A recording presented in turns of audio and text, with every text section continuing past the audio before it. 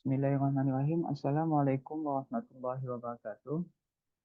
Perkenalkan kami dari kelompok 13 mata kuliah kecerdasan buatan dengan anggota yang pertama saya sendiri Fajri Juli Rahman Sendrata dengan NIM 50232102222. Kemudian teman saya Ferdian Nicholas Krisantoro dengan NIM 1630123364 dan Valiantiano Ramandika Atala dengan NIM 1632211038.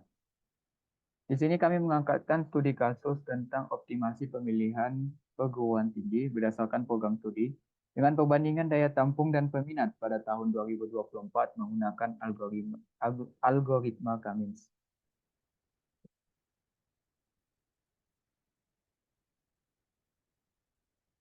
Ini daftar isi, boleh teman-teman lihat semua. Selanjutnya latar belakang.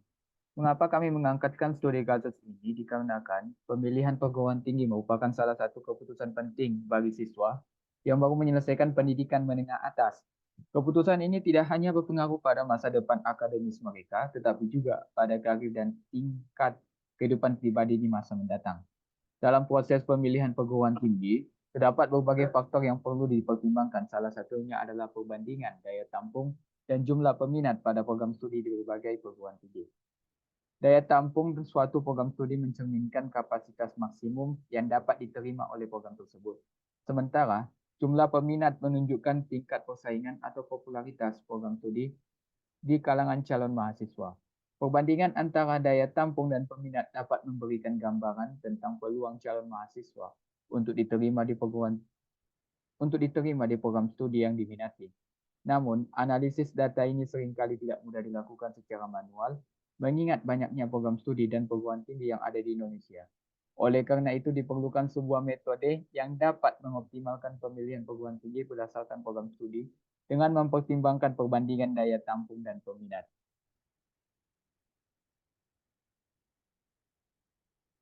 Selanjutnya, rumusan masalah. Rumusan masalah di sini ada dua. Yang pertama, bagaimana cara mengelompokkan perguruan tinggi berdasarkan program studi dengan mempertimbangkan perbandingan antara daya tampung dan jumlah peminat.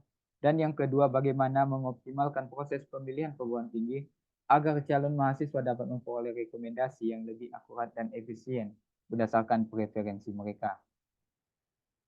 Tujuan dari penelitian ini adalah untuk mengoptimalkan proses pemilihan perguruan tinggi agar calon mahasiswa dapat memperoleh rekomendasi yang lebih akurat dan efisien berdasarkan program studi yang mereka inginkan, dengan mempertimbangkan perbandingan antara daya tampung dan jumlah peminat pada program studi tersebut.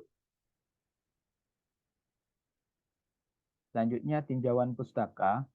Penelitian yang berkaitan dengan optimasi pemilihan perguruan tinggi berdasarkan program studi dengan perbandingan daya tampung dan peminat pada tahun 2024 menggunakan algoritma Cummins dapat dikatakan masih terbilang baru.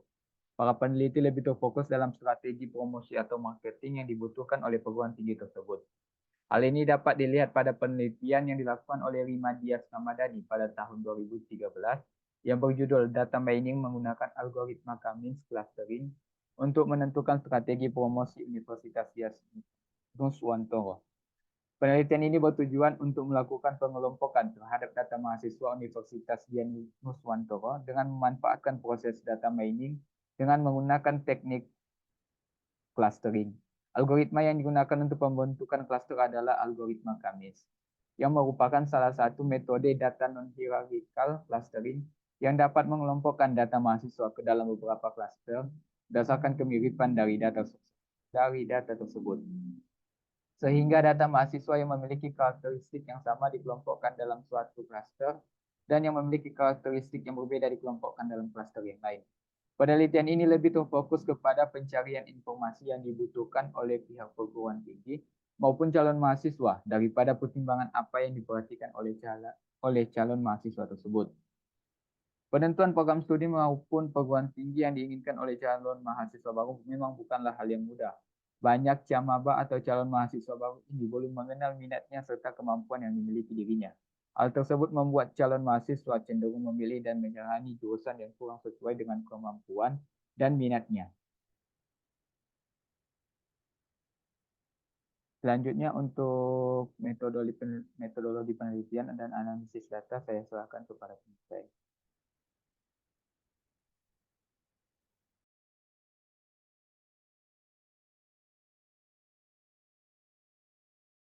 Baiklah, dalam metodologi penelitian ini kami menggunakan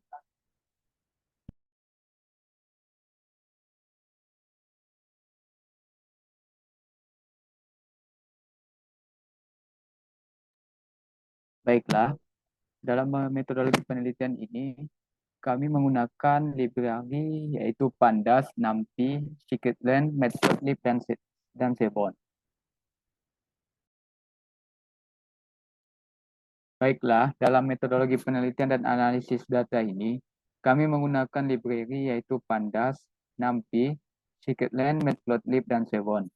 Kemudian kita melakukan import dataset, yaitu dataset List of Study Program from Indonesia SNBT 2023, yang diperoleh dari dataset LTMPT 2023. Dataset ini didapatkan dari situs resmi kaggle.com yang berjumlah 4.843 baris data dengan 11 kolom. Jadi mungkin kawan-kawan boleh lihat dataset tersebut.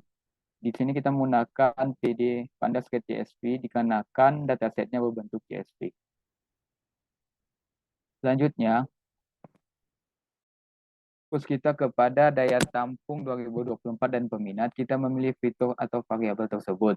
Kemudian kita melakukan reprocessing data untuk mengecek apakah dalam dataset tersebut terdapat missing value atau nilai yang hilang. Selanjutnya kita melakukan transformasi data berupa normalisasi data dan memastikan kolom portofolio yang dalam format biner atau tipe string menjadi tipe numerik. Selanjutnya, untuk membangun model Cummins, pertama kita harus menentukan terlebih dahulu jumlah klaster optimal menggunakan elbow method. Di sini dari hasil grafik dapat kita lihat bahwa titik siku atau nilai elbow adalah K sama dengan 3. Setelah mendapatkan nilai elbow method yaitu K sama dengan 3, kita dapat membangun Cummins dan menambahkan hasil klaster tersebut dalam data frame. Boleh teman-teman lihat hasil klaster tersebut.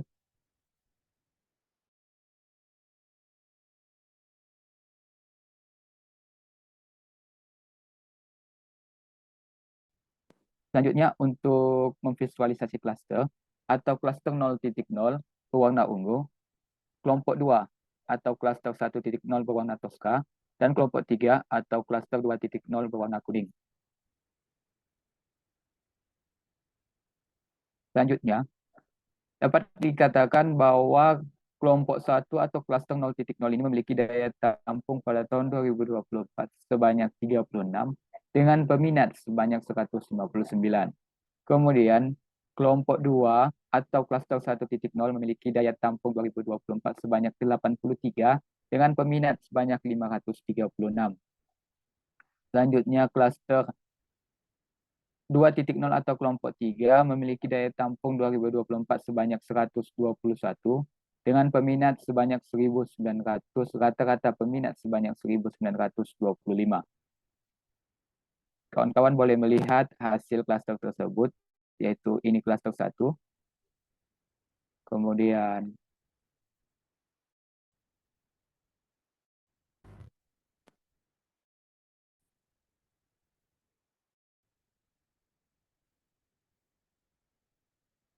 ini klaster 2,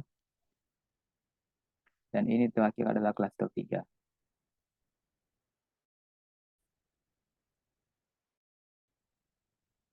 Selanjutnya, untuk mengecek apakah model yang kita bangun sudah baik atau tidak, kita mengecek atau mengevaluasi kecocokan model.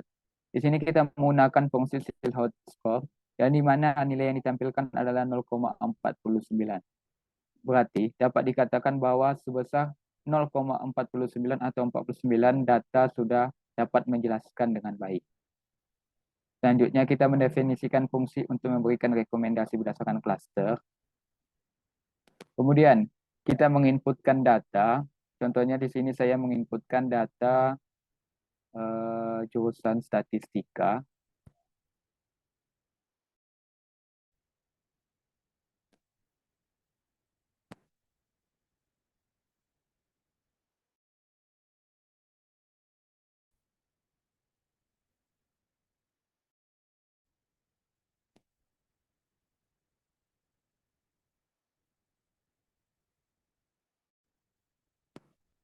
statistika, kemudian jenjangnya adalah sarjana, daya tampung 2024-nya adalah 100 dan peminatnya adalah 300. Jadi,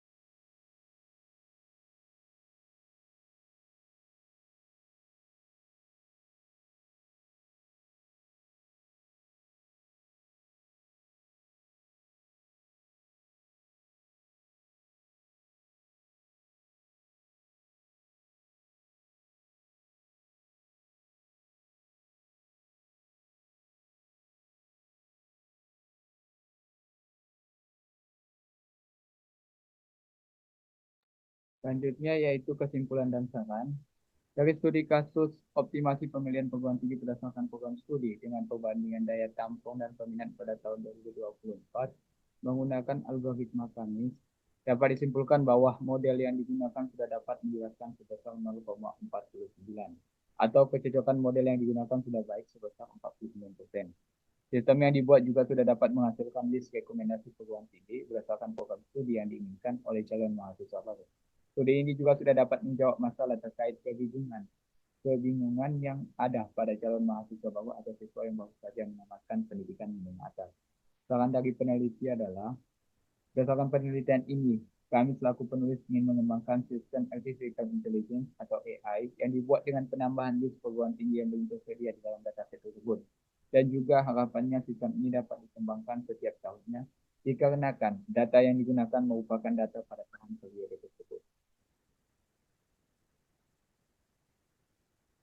Selanjutnya, ini adalah daftar pustaka dari penelitian kami, referensi kami,